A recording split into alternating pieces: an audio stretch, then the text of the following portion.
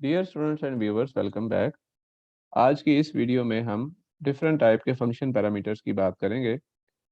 आपको डार्ट के बारे में एक इंटरेस्टिंग फैक्ट बताएं कि dart does not support function overloading. यानी आप डिफरेंट सिग्नेचर्स के साथ मल्टीपल फंक्शंस नहीं बना सकते डार्ट में। लेकिन डार्ट एक ऐसा फीचर प्रोवाइड करता है जो कि मोर और लेस फंक्शन ओवरलोडिंग का सब्स्टिट्यूट है। डार्ट में डिफरेंट तरह के फंक्शन पैरामीटर्स हैं जिनके नाम कुछ इस तरह से हैं। सबसे पहले हम इस सबसे पहली टाइप को हम कहते हैं पोजिशनल पैरामीटर्स, जो कि कन्वेंशनल फंक्शन पैरामीटर्स की तरह होते हैं। दूसरी टाइप के जो फंक्शन पैरामीटर्स हैं उन्हें हम नेम्ड ऑप्शनल पैरामीटर्स कहते हैं। और तीसरी टाइप के जो फंक्शन पैरामीटर्स हैं उन्हें पोजिशनल ऑप्शनल पैरामीटर्स कहा जाता है। इस वीडियो को देखना और समझना इसलिए भी ज़रूरी है। पहले हम इसको सेव कर लेते हैं। इसको हम नाम रख लेते हैं फंक्शन अंडरस्कोर पैरामीटर्स। तो इस वीडियो को देखना और समझना इसलिए भी ज़रूरी है कि फ्लटर में हम ऑफन ये डिफरेंट टाइप के जो फंक्शन कॉलिंग और सिंटैक्स है उसे देखेंगे। ख़ासकर उसमें हम नेम्ड ऑप्शनल जो पैरामीटर्स हैं ये सिंटैक्स हम बार बार देखेंगे, इसलिए इस सिंटैक्स की समझ आना ज़रूरी है। इसलिए मैंने सोचा कि इस पर एक सेपरेट वीडियो बनाई जाए। तो अब हम इन तीनों तरह के फंक्शनल पैरामीटर्स को यूज़ करना और डिक्लेयर करना सीखते हैं। सबसे पहले क्विकली हम फंक्शन एक मेन फंक्शन का स्ट्रक्चर बिल्ड कर लेते हैं ताकि हम फंक्शंस को कॉल कर सकें। सबसे पहले हम ऑप्शनल जो पोजिशनल पैरामीटर्स हैं, सॉरी, इसको हम डिस्कस करते हैं।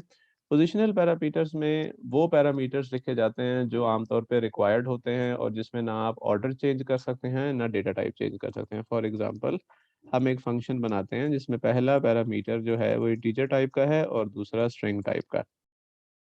अब जब भी आप इस फंक्शन को कॉल करेंगे तो आपको ना सिर्फ ये कि दो आर्गुमेंट प्रोवाइड करने हैं, यानी एक और दो, दूसरा ये कि इसका ऑर्डर का भी हमें ख्याल रखना है। तो फर्स्ट आर्गुमेंट इंटीजर होना चाहिए और दूसरा स्ट्रिंग होना चाहिए। ना तो आप इसमें से कोई आर्गुमेंट स्किप कर सकते हैं और ना ही इनका ऑर्डर चेंज कर सकते हैं। अगर आपने ऐसा किया तो कंपाइल टाइम एरर जनरेट होगा। फॉर एग्जांपल, अगर मैं इंटीजर को स्किप कर दूं तो it will the compiler will of Dart will generate an error. तो हम कंपाइल करके देखते हैं। Dart run function underscore parameter. तो ये देखें, too few positional arguments, two required, one given. तो इसलिए हमें दोनों ही आर्ग्यूमेंट यहाँ प्रोवाइड करने हैं ताकि ये प्रोग्राम सक्सेसफुली एग्जीक्यूट हो सके। इस किस्म की जो फंक्शन डेक्लेरेशन और पैरामीटर्स हैं डार्ट में, इसको पोजिशनल पैरामीटर्स कहा जाता है। और ये कन्वेंशनल जो हमारे पास लैंग्वेजेस हैं, जैसे डिफरेंट अदर लैंग्वेजेस हैं, सी प्लस प्लस और जावा, उसमें इसी स्टाइल के फंक्शनल पैरामीटर्स हम प्रोवाइड कर सकते हैं। अब हम दूसरे और इम्पोर्टेंट और इंटरेस्टिंग टाइप ऑफ पैरामीटर की तरफ मूव करते हैं जो कि है नेम्ड ऑप्शनल पैरामीटर्स, और इसका सिंटैक्स आपको बार बार नजर आएगा। अभी जब हम इसको कवर करेंगे देन यू विल रियलाइज कि ये क्या है। अब अगर एक सिनेरियो बिल्ड करते हैं, लेट से हमें फंक्शन ओवरलोडिंग करनी है और हमें बहुत सारे फंक्शन बनाने हैं with different set of parameters. Let say हम फंक्शन टू एक बनाते हैं। पहले फंक्शन में हम कोई पैरामीटर नहीं लिखते, इसी को कॉपी कर लेते हैं। दूसरे ओवरलोडेड फंक्शन में हम लेट से एक पैरामीटर लिख लेते हैं। तीसरे ओवरलोडेड में हम दो पैरामीटर्स लिख लेते हैं।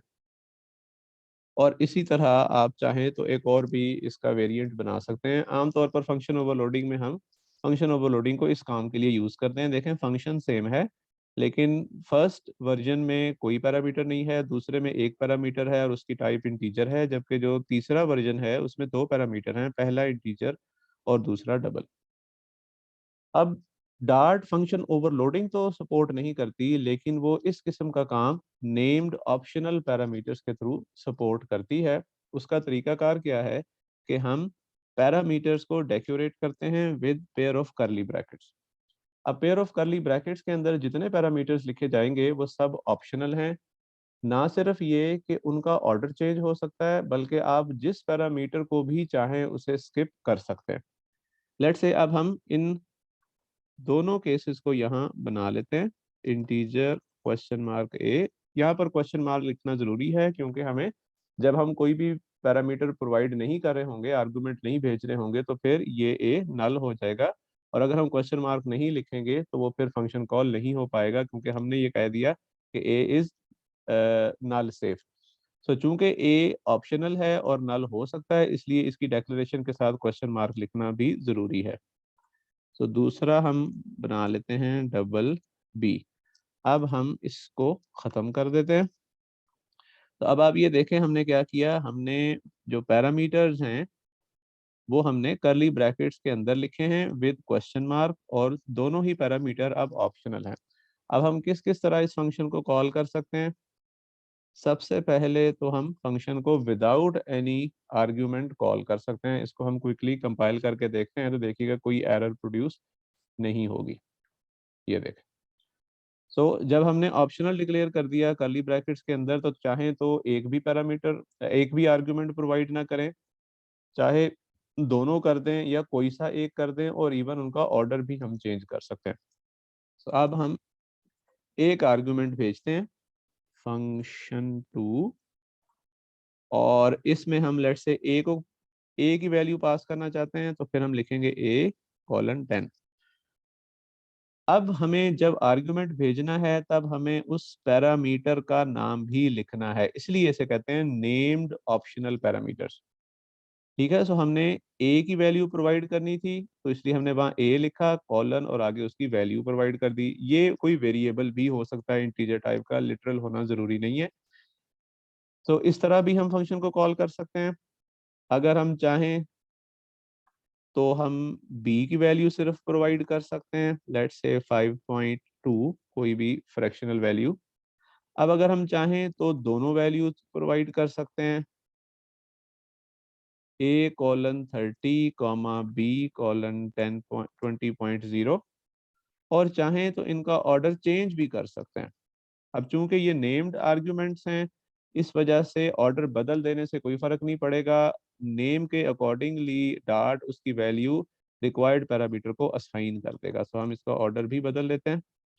लेट्स से फर्स्ट इस दफ़ा हम बी लिख लेते हैं और वैल्यू भी बदल लेते हैं, और दूसरा हम लेट्स से ए लिख लेते हैं। तो आप देखिएगा कि ये प्रोग्राम भी सक्सेसफुली कंपाइल हो जाएगा।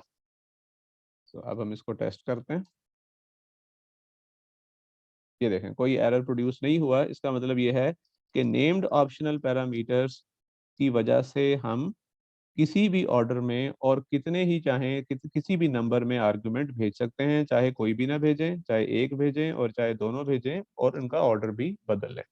ये चीज़ आपको फ्लटर में जब हम विजेट्स को डिज़ाइन कर रहे होंगे बार बार नज़र आएगी, इसलिए इसका समझ आना ज़रूरी है। आप इसी तरह इसकी जगह स्ट्रिंग्स भी यूज़ कर सकते थे।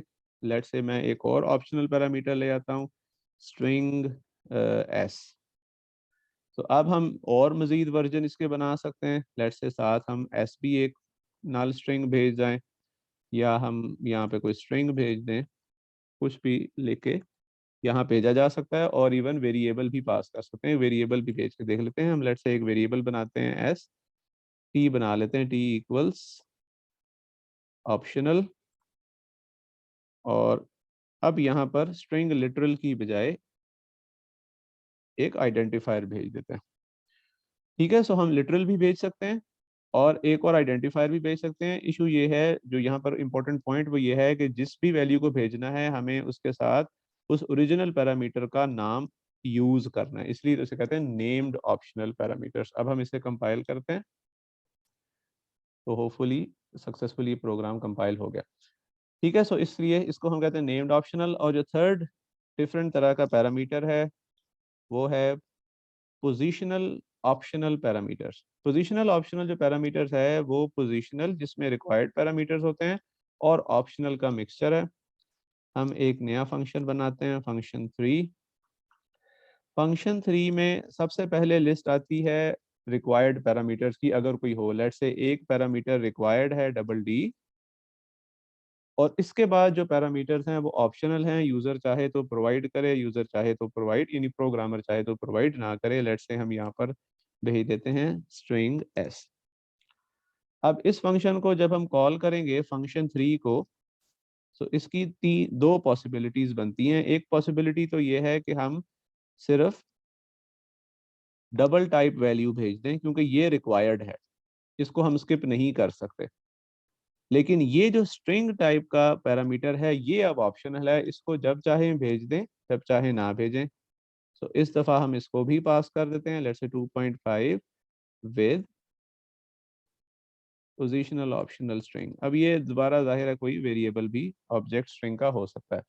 तो ये देखें पहली दफ़ा जब हमने कॉल किया है तब हमने सिर्फ रिक्वायर्ड पैरामीटर भेजा है, और दूसरी मर्तबा जब हमने इसको कॉल किया है तो उसके साथ हमने स्ट्रिंग आर्गुमेंट भी भेज दिया है जो कि ऑप्शनल था।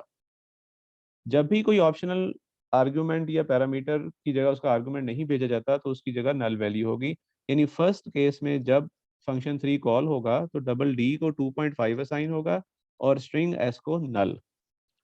जबकि दूसरे केस में 2.5 दोबारा असाइन होगा डी को और स्ट्रिंग एस को positional optional string literal assign हो जाएगा। आई होप कि ये तीनों तरह के जो पैरामीटर्स हैं ये आपको अब इसकी समझ आई होगी, और जब भी हम इसको अब फ्लटर में इसका कोड देखेंगे तो आपको उसकी अंडरस्टैंडिंग में कोई इशू नहीं होगा। इसके अलावा बाकी जो भी पैरामीटर से रिलेटेड डिटेल्स हैं या इंफॉर्मेशन है वो जब हम फ्लटर के कोड पे जाएंगे तो मज़ीद इसके बारे में डिस्कशन करते जाएंगे। होपफुली ये इंट्रोडक्टरी सेक्शन जो है ये सेशन आपका फंक्शनल पैरामीटर्स के बारे में आपको क्लियर हुआ होगा। So till the next video, take care.